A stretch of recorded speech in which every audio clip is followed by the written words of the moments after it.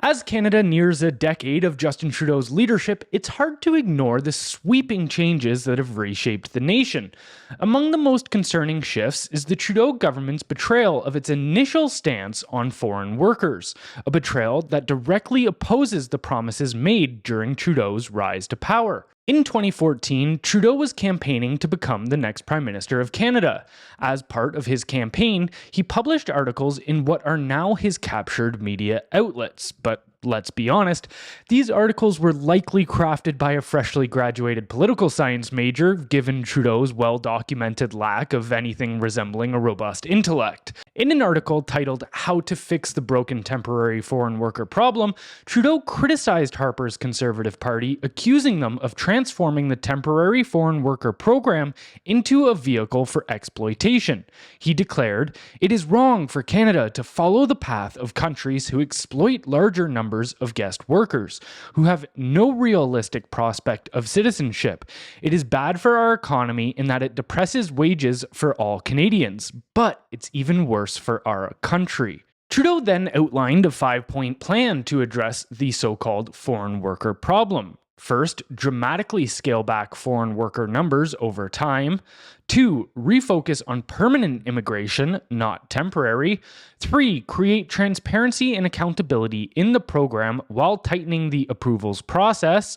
4, require employers to demonstrate clear efforts to fill job vacancies with Canadian workers, particularly young Canadians. And 5th, tighten the labor market opinion approval process to ensure only businesses with legitimate needs can access the program. Given the state of Canada at the time, Trudeau's proposed plan actually seemed pretty reasonable. One might expect that the temporary foreign worker program had improved under his leadership, but expectations would be sorely misplaced. To understand Trudeau, one must first grasp his adeptness at Orwellian doublespeak. He promotes inclusion, yet reported hate crimes have increased by 154% under his watch. He champions diversity, but only if it aligns with his narrow ideology, punishing those who dare to think differently. And while he once campaigned on limiting temporary foreign workers, his actions once in power have opened the floodgates. Within 2 weeks of the Liberals and NDP forming their coalition, Trudeau's now majority federal government announced the largest deregulation of the temporary foreign worker program in Canadian history. The federal government removed the rule that allowed employers to bring in workers for low-wage occupations only if the local unemployment rate was less than 6%. They also raised the allowable percentage of a workforce that could be composed of low-wage temporary foreign workers from 10% to 20%, with certain sectors like accommodation and food services seeing the cap increased to 30%. So now it's easier to get foreign workers and you can have more of them. What was once intended as a last resort measure for employers became an employment strategy under Liberal rule. The growth of the TFWP under Trudeau is staggering. In 2021, there were nearly 1 million temporary residents in Canada, including foreign workers, international students, and asylum seekers, but by April 2024, that number had ballooned to 2.8 million, representing 6.8% of the total population. In 2022 alone, approvals for the low-wage program more than doubled, jumping from an estimated 30,000 to over 80,000. When considering all positions and streams approved, the number of temporary foreign workers rose to 227,000, a 52% increase. If there were an award for exploiting this program, Tim Hortons would be the undisputed champion. A Bloomberg report found that Tim Hortons franchisees in Ontario hired 1,110% more foreign workers in 2023 than in 2019, just a 4-year period. Earlier this year, Trudeau's government proposed further amendments to the immigration and refugee protection regulations, amendments that would have far-reaching implications for Canada's labour market and society. Quote, the proposed amendments would include the introduction of a new permanent economic class for workers with experience in training, education, experience in responsibilities, occupations, tier 4 and 5. The initiative would support the modernization of the economic immigration system by expanding the selection of permanent residents to candidates with a more diverse range of skills and experience. Let's cut through the bureaucratic jargon. The Liberals' so-called solution to the unsustainable overflow of foreign workers flooding into Canada is to expand permanent residency options for individuals with Tier 4 and 5 experience. But what exactly does this experience entail? In reality, it includes nothing more than the completion of secondary school, a few weeks of on-the-job training, or bafflingly, no experience at all. In true Orwellian doublespeak, Tier 5 experience is defined as a short work demonstration and no formal educational requirements.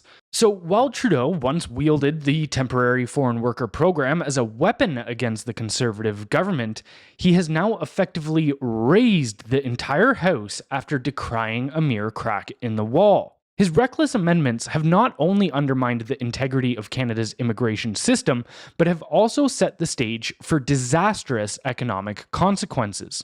Trudeau's approach is nothing short of a betrayal of the principles he once claimed to champion. Instead of protecting Canadian workers and ensuring a fair labor market, he has chosen to prioritize political expediency over the nation's long-term well-being.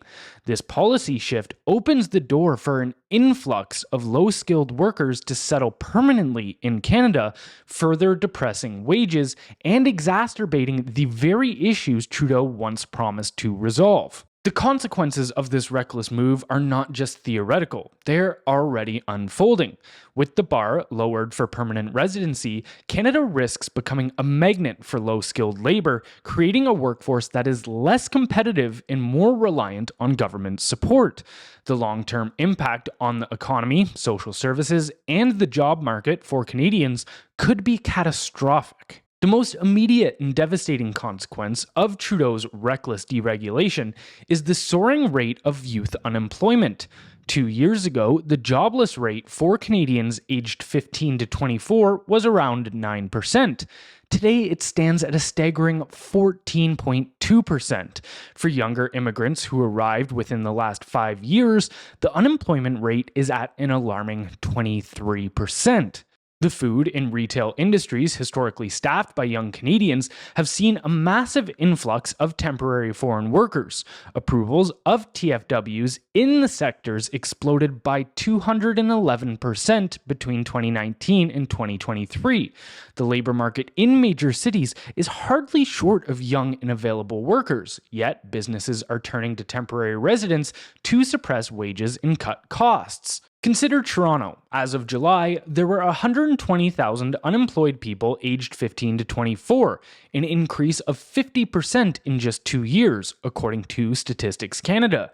Despite this, employers are incentivized to hire foreign workers who are more desperate and therefore willing to work harder for less. Christopher Warswick, an economist at Carleton University, has documented how this program artificially keeps wages low as labor shortages, typically addressed through wage increases, are instead being filled by an ever-growing pool of foreign workers. This creates a double burden on young Canadians. Not only are their job prospects diminished, but even when they do find work, their wages are lower than they should be. The impact on Generation Z is particularly severe. Gen Z, already hampered by social and attention problems due to growing up with addictive devices and isolated through their formative years by online learning during the pandemic, now face a drained pool of employment opportunities. This lack of opportunity further stunts their maturity and development, exacerbating the generational divide and threatening the very fabric of our society. The consequences of Trudeau's policies extend beyond economic malaise. Canada is now being labeled a breeding ground for contemporary slavery by the United Nations. A report by a UN special rapporteur reveals that employers in Canada are exploiting foreign workers in ways that would be unthinkable with Canadian employees. Temporary residents who are only allowed to stay in Canada as long as they remain employed by the company that hired them before their arrival are often too fearful to report exploitive working conditions, dreading deportation if they lose their jobs.